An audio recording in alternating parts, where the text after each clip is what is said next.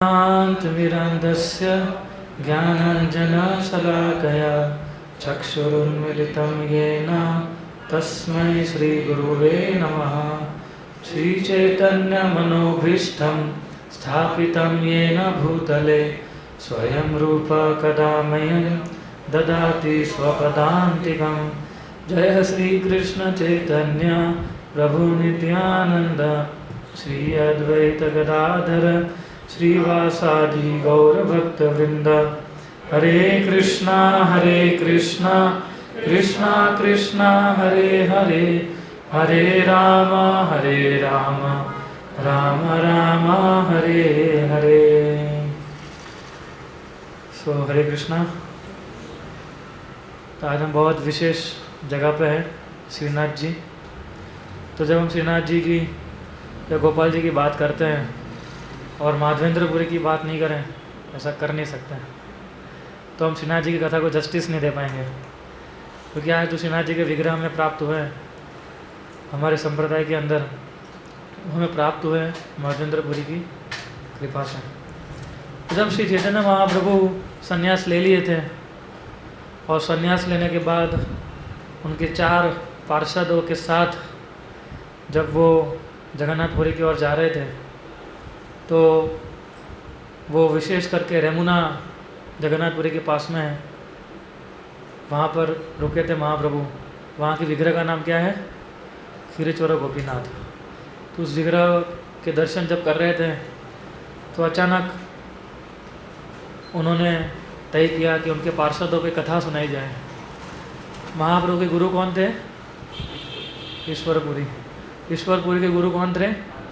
माधवेंद्रपुरी। तो महाप्रभु ने बताया कि मेरे गुरु महाराज ने उनके गुरु महाराज की एक स्टोरी बताई हुई है जो कि इस मंदिर से रिलेटेड है। तो माधवेंद्रपुरी की जो कथा है वो स्वयं चैतन्य महाप्रभु खुद अपने मुखारविंद से अपने भक्तों को जो उनके साथ जा रहे थे उनको बता रहे थे। तो वही कथा हम प्रयास करेंगे कि आज बोले, क्योंकि माधवेंद्रपुरी की कृपा से ही आज हमें ये विग्रह प्राप्त हुए गोपाल जी के।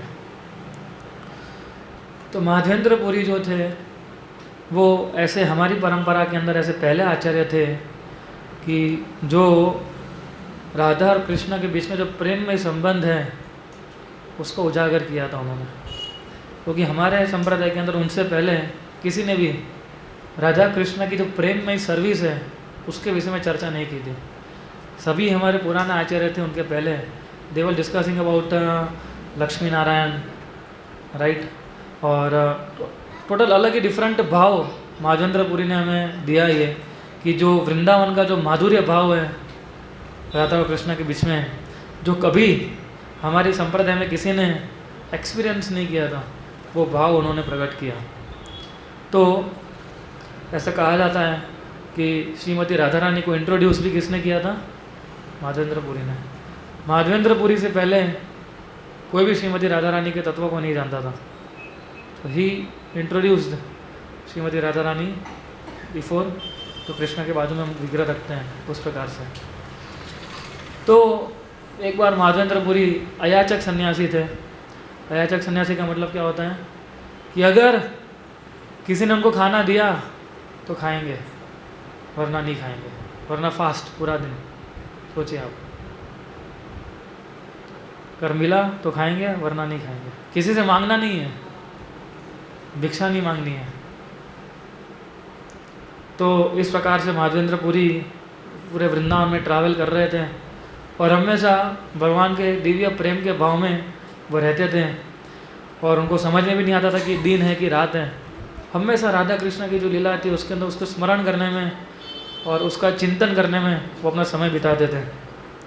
कभी खड़े हो जाते थे, कभी गिर जाते थे, राइट। को अभी डिस्क्रिमिनेट नहीं कर पाते थे कि सही जगह कौन सी है, गलत जगह कौन सी है। तो ये जो व्यक्ति भाव के स्टेज पे होता है उसके लक्षण है ये, जो श्री चैतन्य महाप्रभु ने हमें प्रस्तुत किए थे, माधवेंद्रपुरी ने प्रस्तुत किए।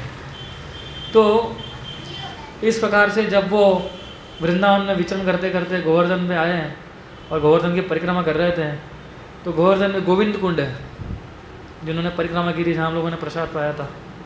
तो गोविंद कुंड जो है वहाँ पर वो विश्राम करने के लिए बैठे। जब वहाँ पर बैठे थे तो एक छोटा बच्चा आया दूध लेके, और बच्चे ने बोला कि देखिए मैं आपके लिए दूध लेके आया हूँ, कृपया करके दूध पी लीजिए। तो महादेवेंद्र पुरी बोले कि आपको कैसे पता चला कि मुझे भूख लगी है? तो बच्चे ने बोला कि देखिए आपको नहीं पता, लेकिन हमारे गांव में जो भी आता है वो कभी भूखा नहीं रहता है। तो हमारी गांव की जो स्त्रियां थी उन्होंने बताया कि आप देख के लगा कि आप भूखे हैं, तो उन्होंने मुझे भेजा आपका दूध देके। और जैसे ही महादेवेंद्र पुरी ने उस बच्चे को देखा तो महादेवेंद्र पुरी बहुत भाव विभोर हो गए थे। कितना सुंदर बालक उनके सामने प्रस्तुत हुआ था। और जैसे ही महादेवेंद्र पुरी ने दूध पिया, फिर से वो अपने नाम जप में लग गए और फिर धीरे धीरे रात को वो सो गए। तो जब वो सो गए महादेवेंद्र पुरी, तो सपने में कौन आया? गोपाल जी के विग्रह, यही विग्रह जिनके हम दर्शन करेंगे हम लोग। ये विग्रह सपने में आए और उन्होंने क्या बताया कि मेरे को इस जंगल की झाड़ियों के नीचे दबा के रखा है, बहुत ठंडी बारिश गर्मी में इतना परेशान हो गया हूँ मैं, तो कृपया करके आप सारे गांव वालों को इकट्ठा कीजिए, उनको बुलाइए और मुझे इधर से बाहर निकालिए। मुझे बाहर निकालिए और गोवर्धन के ऊपर मेरा एक मंदिर बनाइए और वहाँ पर मुझे इंस्टॉल कीजिए। और इंस्टॉल करने के बाद मेरे को पूरा लार्ज क्वांटिटीज़ में पानी से अभिषेक की, ठंडे पानी से अभिषेक किया जाए और ज़ोर शोर से पूरा उत्सव मनाया जाए। इस प्रकार की व्यवस्था आप कीजिए। तो बताया कि मैं गोपाल जी हूँ। कौन गोपाल? जिन्होंने गोवर्धन पर्वत उठाया था, राइट। तो उस प्रकार से, लेकिन जब मुस्लिम लोगों ने अटैक किया तो सारे पुजारी लोगों ने मुझे इधर ज़मीन के अंदर डाल दिया और वो लोग भाग गए उनके डर से। तब से मैं नीचे ही हूँ, तो कृपया करके आप मुझे इधर से निकालिए। तो उस प्रकार से गोपाल जी के विग्रह को महादेवेंद्र पुरी जब उठे तो महादेवेंद्र पुरी शॉक हो गए कि गोपाल जी स्वयं मेरे को दूध देने के लिए आए थे, स्वयं भगवान, और स्वयं भगवान सपने में भी आए उनको। तो जैसे उनको पता चला इस प्रकार से कि भगवान मेरे सपने में आए थे और भगवान मेरे को सामने भी दिखे थे, वापस भाव में आ गए, है ना। तो वापस जब भाव में आ गए, वो जब भाव एक्सटेटिक लव जब वो प्रस्तुत कर रहे थे तो कभी रोने लगे, कभी हंसने लगे और इस प्रकार से नाम जप करने लगे। लेकिन फिर उन्होंने अपने मन को केंद्रित कहाँ किया? जो भगवान ने ऑर्डर दिया था उस पर। तो इसमें बहुत बड़ी सीखने की चीज़ ये है कि एक भक्त जो होता है उसको गुरु का जो उपदेश होता है, गुरु का जो आदेश होता है, उसको पालन करने में लगा देना चाहिए, ना कि उसको कृष्ण भक्ति में जो हमें आनंद मिलता है उसका आनंद लेना चाहिए, राइट। महादेवेंद्र पुरी को भाव में आ गए थे वो, तो अति क्या बोल सकते उसको प्रेम में अवस्था में थे वो। लेकिन फिर उन्होंने सोचा कि नहीं, मेरे गुरु और भगवान ने आदेश दिया है कुछ मेरे को भी। तो इस प्रकार से भक्त जो होता है कभी भी भगवान को एक्सप्लॉइट नहीं करता है स्पिरिचुअल हैप्पीनेस के कारण, राइट। लेकिन भक्त जो होता है वो विलिंगली अपने सारी सफरिंग को वो क्या करता है? एंगेज करता है। किस में एंगेज करता है? जो भी गुरु और कृष्ण ने आदेश दिए हैं हमें उसके ऊपर। तो इसलिए महादेवेंद्र पुरी ने अपने मन को फिक्स किया गोपाल जी के आदेश के लिए। तो पूरा गांव वालों को इकट्ठा किया, उनको बताया कि देखिए गोपाल जी का विग्रह इधर है। सब लोगों ने खोदना शुरू किया और जैसे खोदना शुरू किया तो कौन बाहर निकला? स्वयं गोपाल जी। श्री श्रीनाथ जी गोपाल जी की। इस प्रकार से जैसे ही गोपाल जी के आदेश अनुसार उन्होंने 900 मटके ठंडे पानी के गोविंद कुंड से लाए गए, उनका अभिषेक किया गया। जोर शोर से कीर्तन, अलग अलग मृदंग वाद्य ऐसे अलग अलग इंस्ट्रूमेंट से कीर्तन शुरू कर दिया और इंस्टॉलेशन फेस्टिवल का इनॉग्रेशन महादेवेंद्र पुरी ने किया। कुछ लोग गा रहे थे, कुछ लोग नाच रहे थे। सारी लेडीज़ थी गांव की, वो अलग अलग प्रकार के व्यंजन बनाने में लग गई। अभिषेक के लिए जो सामग्री चाहिए होती वो सामग्री मंगाने शुरू की और साथ में उन्होंने अभिषेक करना शुरू किया। इस प्रकार से और सारी चीज़ एकदम बहुत ज़्यादा क्वांटिटीज़ में आ रही थी। गोपाल जी ने बोल के रखा था कि इतने सालों से मैं नीचे हूँ, है ना। तो बहुत सारी मात्रा में तुलसी के पत्ते, फ्लावर, तरह तरह प्रकार के गार्लैंड्स, और फिर महादेवेंद्र पुरी ने खुद ने स्वयं ने अभिषेक सेरेमनी चालू की। तो सबसे पहले उन्होंने ऐसे मंत्र बोले जिससे सारी अशुद्धियाँ चली जाए, जो हम जिसको बोलते इनऑस्पिशियसनेस, राइट। तो पहले उनको ऑस्पिशियस मंत्र बोले गए, पूरे माहौल को ऑस्पिशियस किया गया, फिर डिटी को मसाज किया गया तेल के माध्यम से, फिर उनका अभिषेक किया गया, उसके बाद फिर से तेल लगाया गया, उसके बाद फिर से सेंटेड वाटर से, रोज़ वाटर जो हम लोग कभी कभी यूज़ करते हैं टेंपल में, वैसे पानी से, सुगंधित पानी से उनका फिर से अभिषेक किया गया। और जब ये महास्नान फिनिश हुआ, उसके बाद भगवान को नए वस्त्र पहनाए गए, भगवान को चंदन का लेप लगाया गया, तुलसी की माला पहनाई गई, अलग अलग फ्लावर के गार्लैंड उनको पहनाए गए। तो इस प्रकार से फिर भगवान को 56 भोग लगाना शुरू हुआ, है ना। अलग अलग प्रकार की प्रार्थनाएं की लोगों ने, प्रणाम किए, और लार्ज क्वांटिटीज़ में सारे गांव वालों ने जो जो चीज़ थी अपने साथ, वो सारी चीज़ उन्होंने लगा दी भगवान की सेवा करने में, जो भी उनके पास मिला सारी चीज़। तो इसमें एक चीज़ ये समझनी चाहिए इस लीला के अंदर, जब हम ये चर्चा करते हैं तो हमारे आचार्य टिप्पणी लिखते हैं, चैतन्य चरितामृत के अंदर भी आता है कि जो विलेजर्स थे वो लोग ग्रीडी नहीं थे, they were not concerned about their economic development. अगर इतना सारा हम लोग दे देंगे गोपाल जी को तो हमारा कौन ध्यान रखेगा। तो ये बहुत इंपॉर्टेंट चीज़ है हमारे लिए सीखने के लिए कि जितने भी गाँव वाले थे, लिखा गया है कि they were not concerned in this typical greedy way of thoughts, right. तो वो ट्रूली ब्रजवासी थे वो लोग, उनका खाली एक ही उद्देश्य था कि किस प्रकार से हम कृष्ण को आनंद दे पाए, है ना। तो रूप गोस्वामी बताते हैं कि अगर आप सारी चीज़ें सरेंडर करते हो कृष्ण के लिए, राइट, तो do not think that you will be A loser. जब कृष्ण को सब कुछ समर्पित कर देते हैं तो मत समझे कि हम लोग को बहुत कुछ खो रहे हैं, right. You will gain millions of times. Krishna को जब वापस देते हैं तो मिलियंस ऑफ टाइम कृष्ण सारी चीज़ें वापस देते हैं। तो जितने भी गांव वाले थे, ब्रजवासी थे, उनके पास जो कुछ भी था, राइट, उनके पास जो संपत्ति थी, जो खाना था, ज्वेलरी, क्लोथ, कपड़े, सब कुछ उन्होंने गोपाल जी को ऑफर कर लिया था। और बिल्कुल नहीं सोचा उन्होंने कि हम कैसे सर्वाइव करेंगे, सब कुछ गोपाल जी को दे देंगे तो हमारा कौन ध्यान रखेगा फिर। ऐसा कुछ भी उन्होंने विचार विमर्श नहीं किया। जैसे भागवत में एक्सप्लेन करता है कि अगर आप पानी के अंदर जो रूट होता है उसमें जब पानी डालते हैं तो क्या होता है, पूरा उगने लगते हैं, सारी एनर्जी उसको मिल जाती है, right. The whole tree is nourished. उसी प्रकार हम कृष्ण को सेटिस्फाई करते हैं, जब कृष्ण हमारी सेवा से संतुष्ट हो जाते हैं तो कोई भी चीज़ को हमें डरने की ज़रूरत नहीं होती है, right. If you satisfy Krishna there is nothing to fear, क्योंकि Krishna is ultimate provider of everything. Krishna ultimate provider है, जो भी चीज़ हमें दी गई है सब कृष्ण के माध्यम से मिल गई है। सो ये विश्वास था, ये श्रद्धा थी किन लोगों की, ब्रजवासियों की। इस प्रकार से ब्रजवासी का भाव हुआ करता था भगवान की सेवा करने में, है ना। तो ये भाव हमें डेवलप करना चाहिए, राइट। उनका यही फेथ था कि we have nothing to hold, हमें कुछ अपने पास नहीं रखना, जो भी चीज़ है वो कृष्ण की है, so let us offer everything to Krishna. तो दिस वाज द मूड ब्रजवासीज वर सर्विंग, राइट। तो दूसरे दिन फिर से कुकिंग शुरू की गई, है ना। 10 ब्राह्मण लगे खाना सब्जी बनाने के लिए। 5 ब्राह्मण जो थे वो ड्राई और लिक्विड वेजिटेबल्स कट कर रहे थे और उसको बना रहे थे। इस प्रकार से बहुत अच्छा वर्णन है, हम इतना वर्णन में नहीं जाएंगे अभी कि किस प्रकार से पूरा अन्नकूट महोत्सव मनाया गया। और भगवान खाते ही जा रहे थे। अब इतने शाम से भूख लगी थी उनको, पता नहीं कितने सालों से भगवान को जमीन के अंदर रखा गया था। और माधवेंद्रपुरी और सारे ब्रजवासी का यही मूड था कि बेचारा गोपाल जी, है ना, कितनी गर्मी, कितनी ठंडी, कितनी कुछ सहन किया उन्होंने, है ना।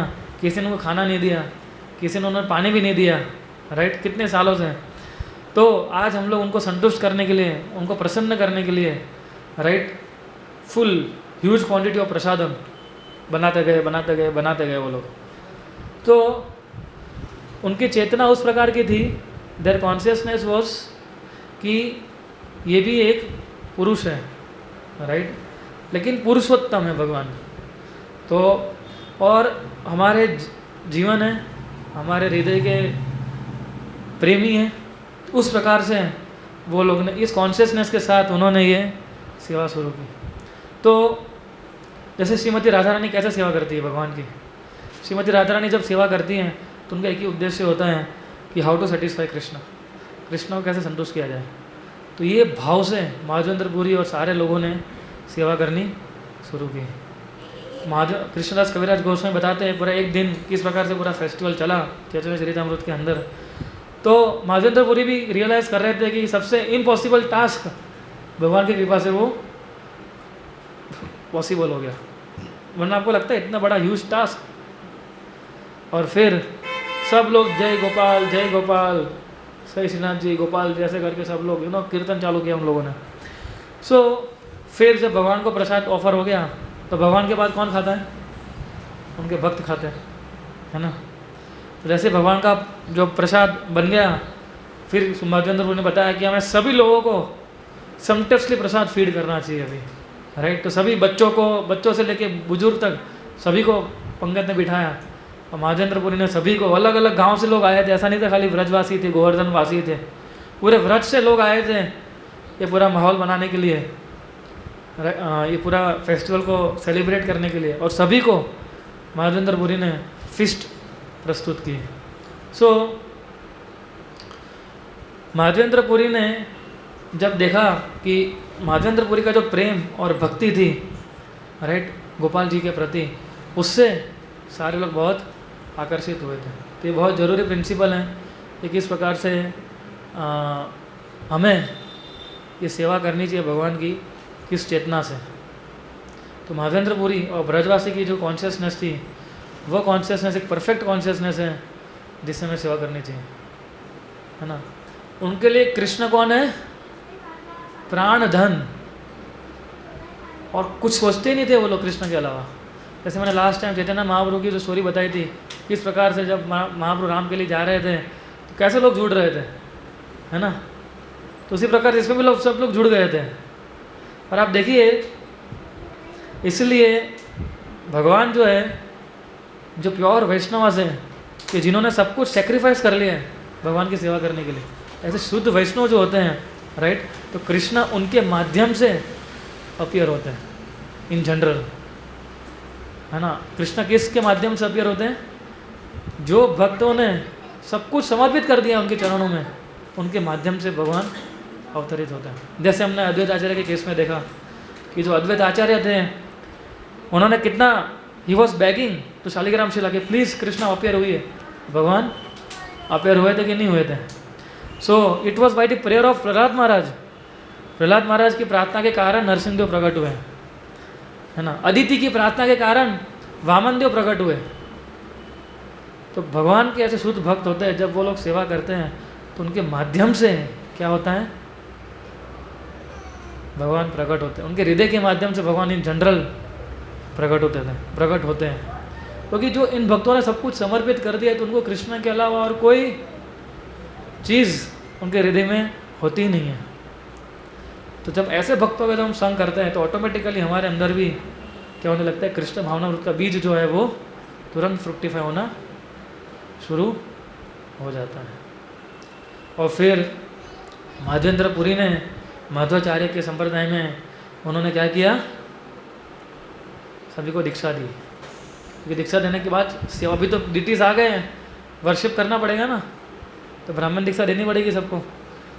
तो उन्होंने ऐसे कुछ लोगों को चूज़ किया और उन लोगों को अपने वैष्णव कल्ट में उनको दीक्षा दी और उनको तरह तरह प्रकार की सेवा में उन्होंने एंगेज किया। तो दीक्षा जो है ये बहुत महत्वपूर्ण चीज़ है। दीक्षा कोई रिचुअल नहीं है ना। लोग दीक्षा के रिचुअल तरीके से समझ लेते, एकदम बोले आज प्रभु जी मेरी दीक्षा है ना, यज्ञ होगा, नाम नया दिया जाएगा, फिर क्या, बोले बस हो गया, अभी टारगेट सक्सेसफुली कंप्लीटेड, मेरी दीक्षा आज हो गई। तो तेजम क्या बताया, दीक्षा काले शिष्य करे आत्मसमर्पण। जब किसी की दीक्षा होती है तो शिष्य क्या करते हैं, गुरु को आत्मसमर्पित कर देता है। तो दीक्षा का मतलब होता है कि एक वाव लेना। वाव को क्या बोलते हैं हिंदी में, शपथ लेना, प्रतिज्ञा लेना। प्रतिज्ञा लेना, और प्रतिज्ञा कब तक की होती है, 5 साल 10 साल, लाइफ लॉन्ग। जब दीक्षा के समय हम जब गुरु के सामने गुरु बोलते हैं कि कहाँ है 4 नियम बताइए, कितनी माला करेंगे आप? तो ऐसा बोलते हैं महाराज 5 साल तक के 4 नियम, 10 साल तक ये माला, ऐसा बोलते हैं। क्या बोलते हैं हम लोग? Life long. So diksha means life long vow of willingness to serve your spiritual master, right. तो उनसे सबमिसिवली इंक्वायर करना चाहिए गुरु से, और उनके आदेशों का पालन हमें करना चाहिए।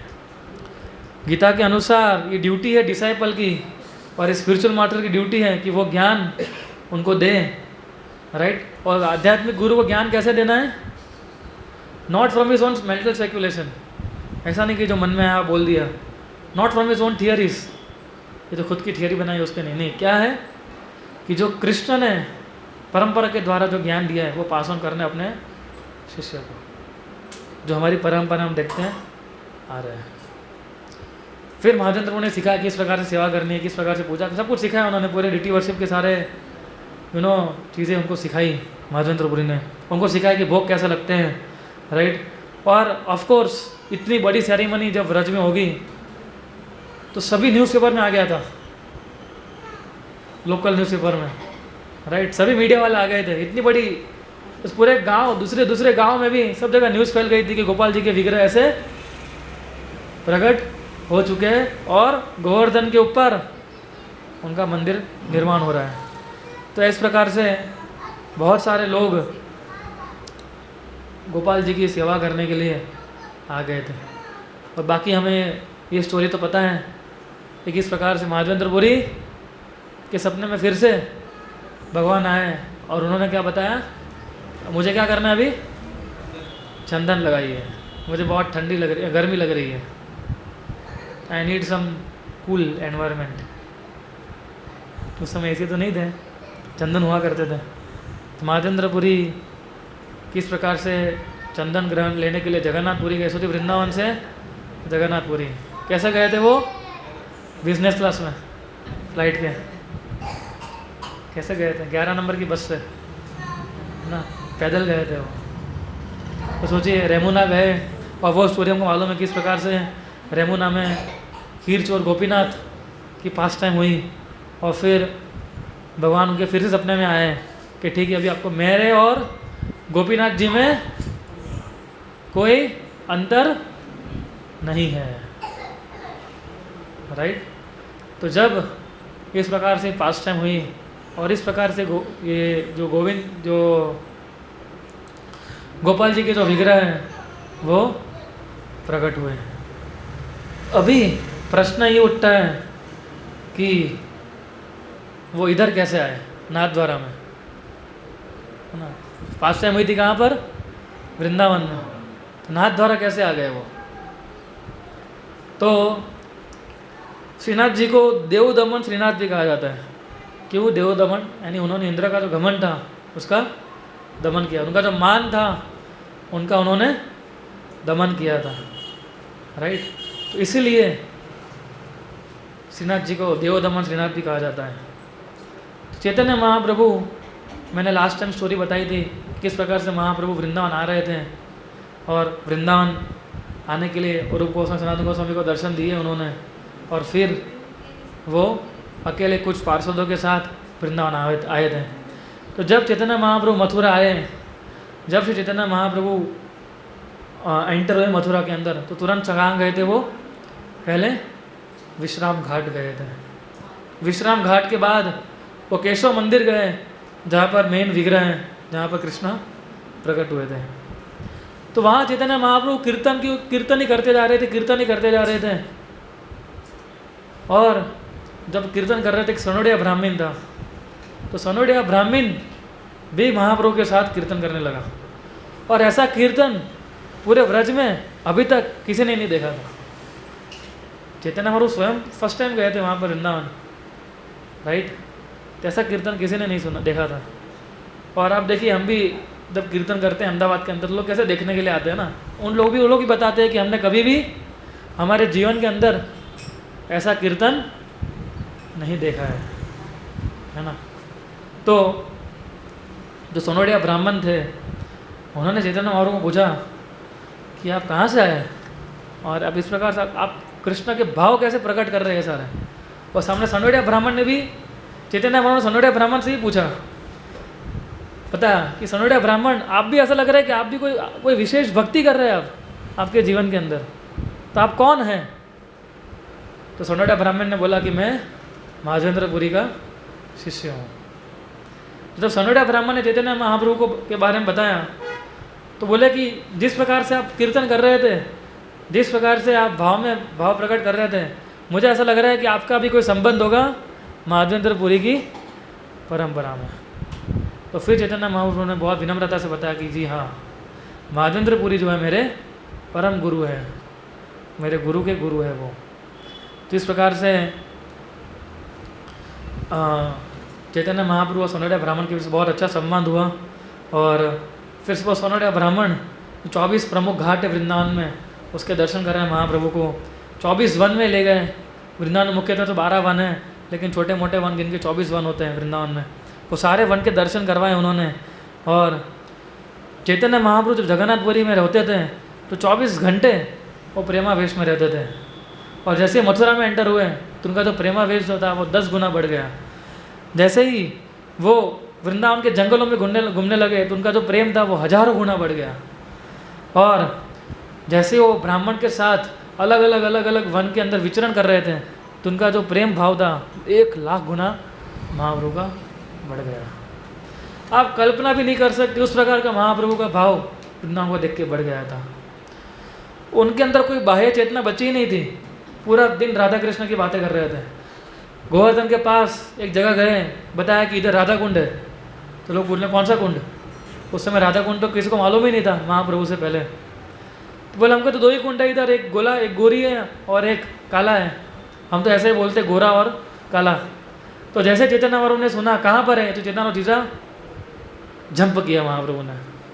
और महाप्रभु ने उस समय ये बताया, क्या बताया कि आज से ये क्या है, राधा कुंड है और ये श्याम कुंड है। तो उस समय महाप्रभु ने राधा कुंड और श्याम कुंड का, राधा कुंड और श्याम कुंड जो है वो भगवान की गोवर्धन की आंखों के समान है, राइट। तो इस प्रकार से महाप्रभु ने लीला प्रकट की चैतन्य महाप्रभु गोवर्धन में। लेकिन उस समय महाप्रभु निकले और परिक्रमा कर रहे थे महाप्रभु, तो हरिदेव मंदिर में गए श्रीमान महाप्रभु, जहाँ पर कहाँ पर है हरिदेव टेम्पल, कल ही चर्चा की थी। गोवर्धन में तो है ही, मानसी गंगा के पास में है ना। जब मानसी गंगा जो है उसके पास में हमें हरिदेव का मंदिर मिलता है, वहाँ चैतन्य महाप्रभु दर्शन किए। फिर परिक्रमा करते करते कहाँ पहुँचे महाप्रभु, गोविंद कुंड। तो वहाँ पर उन्होंने रात बिताई और पूरी रात गोविंद कुंड के पास महाप्रभु सोचते रहे कि मुझे किस प्रकार से गोपाल जी के दर्शन हो सकते, क्योंकि गोपाल जी का विग्रह कहाँ था, गोवर्धन के ऊपर। और हम लोग गोवर्धन के ऊपर कभी चढ़ते नहीं हैं। क्यों नहीं चढ़ते? क्योंकि हम गोवर्धन को भगवान मानते हैं, भगवान के ऊपर हम कभी नहीं चढ़ सकते। तो महाप्रभु सोच रहे थे कि मैं तो ऊपर नहीं चढ़ पाऊंगा, लेकिन अगर ऐसा कुछ आयोजन हो जाए कि मैं गोपाल जी के दर्शन कर सकूं, ऐसी इच्छा प्रकट की। तो महाप्रभु की इच्छा पूरी करने के लिए गोपाल जी ने युक्ति सोची। एक्चुअली महाप्रभु की इच्छा बहुत थी, तो दूसरे दिन फिर से महाप्रभु दूसरे आगे बढ़े, कुसुम सरोवर गए, राइट। फिर अन्योर गांव आया, राइट। और सब अन्योर गांव के नीचे वो देख रहे थे गोपाल जी के विग्रह तो ऊपर है, राइट। दर्शन तो नहीं कर पाऊंगा मैं। लेकिन गोपाल जी ने युक्ति सोची। उसी समय तुरंत एक आदमी आया और जोर जोर से चलने लगा, भागो भागो भागो। सब लोग बोले क्या हो गया? बोले बस मुगल लोग आक्रमण करने के लिए आ रहे हैं, जो चीज़ है लेकर निकलो इधर से, या घर में छुप जाओ अंदर लॉक करके, और सारे विग्रह हैं उनको निकालो बाहर, ये लोग तोड़ देंगे उसको। तो तुरंत गोपाल जी के विग्रह ऊपर गए, गोवर्धन के ऊपर तुरंत गोपाल जी के विग्रह लिए और घंटोली करके गांव था वहाँ पर ले गए। तो घंटोली का गांव क्यों घंटोली कहा जाता है उसको? क्योंकि उस जगह पर राधा और कृष्णा कोई कपड़े जो थे उनकी गांठ बांधी हुई थी। जब हम शादी करते हैं, जब हम विवाह करते हैं, तो पति और पत्नी होते हैं तो उनकी गांठ मारते कि नहीं मारते हैं? है ना। तो उस प्रकार की गांठ कपड़ों की राधा और कृष्णा की लगाई हुई थी, इसलिए गांव का नाम क्या हो गया, घंटोली गांव। देखिए भगवान जहाँ भी कुछ लीला करते हैं उसका नामकरण हो जाता है, वो लीला धाम बन जाती है ना। हमारा ऐसा नहीं होता है। हमने जहाँ घाट बांधी होगी वहाँ कितनों ने घाट बांधी होगी अभी तक, पार्टी प्लॉट में और कहाँ कहाँ कॉमन प्लॉट में, राइट। लेकिन भगवान तब ऐसा कुछ लीला करते हैं। तो गोपाल जी को किसी एक जन के घर पे लाया गया घंटोली गांव में, और किसी ने महाप्रभु को बताया कि गोपाल जी का विग्रह नीचे आप जाओ तो दर्शन कर सकते हो। तो महाप्रभु बहुत प्रसन्न हो गए और गोपाल जी के विग्रह के दर्शन करने के लिए उस ब्राह्मण के घर पे गए। तो वहाँ 3 दिन तक महाप्रभु वहीं रुके और वहीं पर ही गोपाल जी के विग्रह के दर्शन, यही गोपाल जी कभी नाथद्वारा में उन विग्रहों के दर्शन में लुप्त हो गए और फिर महाप्रभु निकले। तो देखिए चैतन्य चरित्र में बताया कि किस प्रकार से अफवाह के कारण अफवाह फैलाई गई थी इस प्रकार की, है ना, ये भागो भागो भागो, लोग ऐसे ही भाग गए। तो कलयुग में तो अफवाहों का महिमा बताने की जरूरत नहीं है ना, कलयुग तो एज ही अफवाहों का है, राइट। और अब देखिए रूप गोस्वामी और सनातन गोस्वामी भी दर्शन करना चाहते थे गोपाल जी के, लेकिन चैतन्य महाप्रभु नहीं गए तो वो थोड़ी ना जाएंगे, है ना। इसलिए हमको तो रूपानुगा कहा जाता है। अगर चैतन्य महाप्रभु नहीं जा सकते हैं तो हम लोग कैसे जा सकते हैं, ऐसा सोच रहे थे रूप गोस्वामी और सनातन गोस्वामी। तो रूप गोस्वामी की जो एज थी he was on very advanced age, काफ़ी बुजुर्ग हो गए थे उस समय और ज़्यादा अच्छे से चल भी नहीं पाते थे, लेकिन उनकी गोपाल जी के विग्रह के दर्शन करने की बड़ी इच्छा थी। एक बार गोपाल जी के विग्रह के दर्शन हो जाए, राइट। और गोवर्धन शिला की तो पूजा करते ही थे वो, है ना। तो उनको भी वो भी गठोली गांव में जाते थे, वो भी सोचते थे कि गठोली गांव में गोपाल जी आए थे और इसी गांव में चैतन्य महाप्रभु ने गोपाल जी के दर्शन किए हैं। और जैसे ही उन्होंने गोवर्धन जी का कौन सा हाथ ऊंचा है, बायां हाथ, है ना। तो बायां हाथ का महिमा गाने लगे वो रूप गोस्वामी कि बायां हाथ जो है वो कितना महत्वपूर्ण है भगवान के लिए। भगवान ने किस प्रकार से इस बाएं हाथ से गोवर्धन उठा लिया था। गोवर्धन बाएं हाथ से नहीं उठाया था, बाएं हाथ की छोटी उंगली से गोवर्धन उठाया था भगवान ने, तो सबसे वीक उंगली मानी जाती है हमारे हाथ की। भगवान ने क्या पराक्रम करना है तो अच्छे से करना है ना।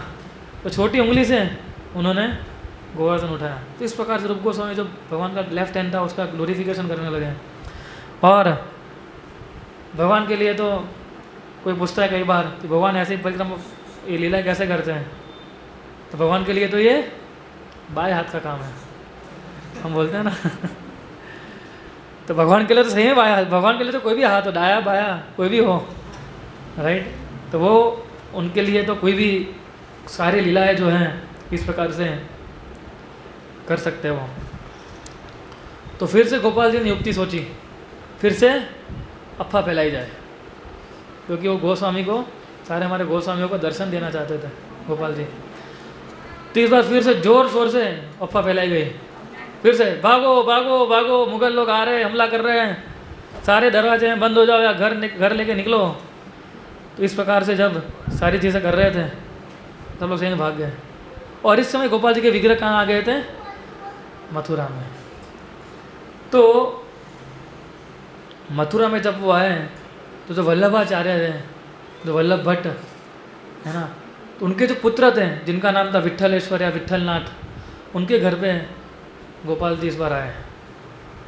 तो जब उनके घर पे आए तो 1 महीने तक गोपाल जी उनके विट्ठलनाथ जी घर पे रहे थे। जैसे मालूम पड़ा हमारे गोस्वामी को, सारे रूप गोस्वामी, रघुनाथ भट्ट गोस्वामी, रघुनाथ दास गोस्वामी, जीव गोस्वामी, ये सारे गोस्वामी, लोकनाथ गोस्वामी, भूगर्भ गोस्वामी, हमारे जितने भी चैतन्य महाप्रभु के अनुयायी थे वो सबके सभी लोगों ने 1 महीने के लिए वहाँ अपना डेरा जमा लिया, राइट, गोपाल जी का दर्शन करने के लिए और कीर्तन करने के लिए जितने भी थे, और सारे के सारे 1 महीने के लिए वहीं पर ही रुके थे। देखिए जब महाजेंद्रपुरी जब गोवर्धन से बाहर निकले थे, when he left Govardhan, right, तो वो वल्लभ संप्रदाय से है ना। तो वल्लभाचार्य जो थे वल्लभ भट्ट, वो चैतन्य महाप्रभु के समय पे भी मौजूद थे, है ना। तो उनका मंत्र भी है, और ख़ास करके राजस्थान और गुजरात में ज़्यादा फेमस है वल्लभ संप्रदाय। पुष्टि मार्ग जिसको हम गुजरात में बोलते हैं, उनका मंत्र भी है। और वो लोग ज़्यादातर किनकी सेवा करते हैं? बाल गोपाल की सेवा करते हैं। तो ये विग्रह की सेवा जो थी गोपाल जी की, वो महाजेंद्रपुरी उनको देके गए थे कि मैं तो जा रहा हूँ, लेकिन आप इस विग्रह को अभी संभालिए। जब वो चले गए, राइट, और वल्लभाचार्य ने सारे ब्रजवासियों को लेके उन्होंने सेवा शुरू की। उसमें जो भी ऊपर जो भी मैनेज करना था सारा मैनेज किया उन्होंने। और जब वो चले गए तो उनके जो पुत्र थे जिनका नाम था विट्ठलनाथ या विट्ठलेश्वर, उन्होंने सेवा करना शुरू किया। जब चैतन्य महाप्रभु इधर दर्शन करने के लिए आए थे गोपाल जी के, तब विट्ठलनाथ नहीं थे। कहाँ? वृंदावन में। तो हमें हमारी परंपरा के लिए गोपाल जी के विग्रह बहुत इम्पोर्टेंट माने जाते हैं।